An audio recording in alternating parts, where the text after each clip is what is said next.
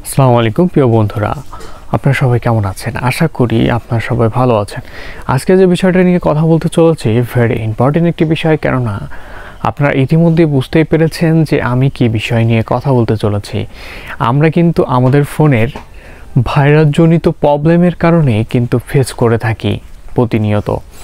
যেরকম হতে পারে আপনার ফোন স্লো কাজ করে, অথবা আপনার কিছু অ্যাপ্লিকেশন ইনস্টল করার ফলে আপনার ফোনটা স্লো কাজ করা শুরু করছে, এবং হতে পারে যে আপনি কিছু থার্ড পার্টি অ্যাপস ডাউনলোড করছেন, যেমন ওয়াইফাই কি করে করা যায়, পাসওয়ার্ড দেখা যায়, এরকম এভরিথিং কিছু কিছু অ্যাপস আছে বা থার্ড পার্টি অ্যাপস আছে যে আমার ফোনে ভাইরাস দূর করবে। আমরা third party apps play store থেকে ডাউনলোড করে থাকি, এগুলো কিন্তু আসলেই আপনার ফোনে সুফল বয়ে আনে না।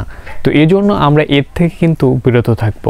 যে অ্যান্টিভাইরাস রিমুভ করার জন্য ভাইরাস রিমুভ করার জন্য অ্যান্টিভাইরাস কোনো সফটওয়্যার নাই যে আপনার ফোনকে ক্লিন করবে। তো এই ক্ষেত্রে আপনি কি করতে পারেন, আমি কিন্তু এই ভিডিওর লাস্টে একটু যে দেখিয়ে দেব যে সামান্য একটি স্ক্যান করে আপনি প্লে স্টোরের মাধ্যমে স্ক্যান করে বুঝে যাবেন যে আপনার ফোনে ভাইরাস আছে কিনা এবং নেই। তো যাই হোক, আমরা যে বিষয়টা নিয়ে কথা বলতেছিলাম ওইখানেই আসি। এরপর আপনি কি করেন, এরকম প্লে স্টোর থেকে অসংখ্য অ্যাপস ডাউনলোড করেন যে অ্যান্টিভাইরাস আর কি, যে আপনার ফোনেতে ভাইরাস দূর করবেন। এবং আপনার ফোনে লক্ষণগুলো কি হয়ে থাকে, অ্যাটলিস্ট আপনার ফোনে চার্জ থাকবে না। তাছাড়া আপনার ফোনে যদি 8 ঘন্টা চার্জ থেকে আগে 8 ঘন্টা যেত, এখন আপনার ফোনে অনলি 5 ঘন্টা 3 ঘন্টা এরকম যাবে। এই জন্য আপনার হয়তো ভাইরাসজনিত প্রবলেমের কারণে এটা হতে পারে। তো যাই হোক, আমরা বেশি কথা না বাড়িয়ে বন্ধুরা ভিডিওটি শুরু করি। তারপরে শুরু করার আগে আপনি যদি আমাদের চ্যানেলে নতুন হয়ে থাকেন, অবশ্যই আমাদের চ্যানেলটি সাবস্ক্রাইব করবেন এবং ভিডিওটি একটি লাইক দিয়ে ভিডিওটি কন্টিনিউ করতে থাকুন। প্রিয় বন্ধুরা, স্ক্রিনে আসার পরে সর্বপ্রথম আমাদের ভাইরাস রিমুভ করতে গেলে সর্বপ্রথম আমাদের চলে যেতে হবে প্লে স্টোরে। প্লে স্টোরে যাওয়ার পরে এই যে আইকন দেখতে পাচ্ছেন মেল আইকনে ক্লিক করবেন। করার পরে আপনাকে যেটা করতে হবে সেটা হচ্ছে আপনি দেখতে পাবেন প্লে প্রোডাকশন, এই প্লে প্রোডাকশনে ক্লিক করে দেবেন। দেওয়ার পরে এইখান থেকে দেখেন এই নো হেল্পফুল অ্যাপস ফাউন্ড আমাকে দেখাচ্ছে, আপনার এইখানে ভাইরাসযুক্ত কোনো অ্যাপস নাই আমার।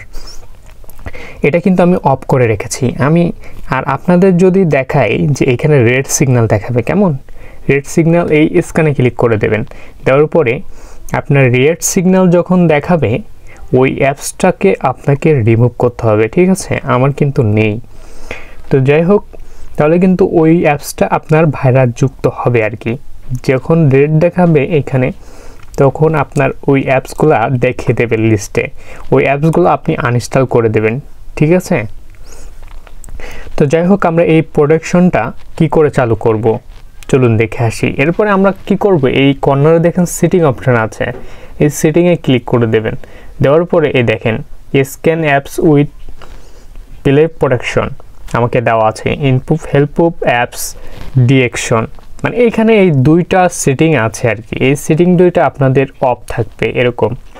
আপনি কি করবেন, এইগুলা অন করে দেবেন। তাহলে সেক্ষেত্রে আপনার ফোন কিন্তু সবসময় প্লে স্টোর আপনার এই স্ক্যানারের ভিতরে রাখবে। আপনার ভাইরাসযুক্ত কোনো অ্যাপ্লিকেশন নামলে এ কিন্তু সিগন্যাল দিয়ে দেবে। সেক্ষেত্রে আপনি বুঝে যাবেন যে এটা হচ্ছে ভাইরাসযুক্ত অ্যাপ্লিকেশন।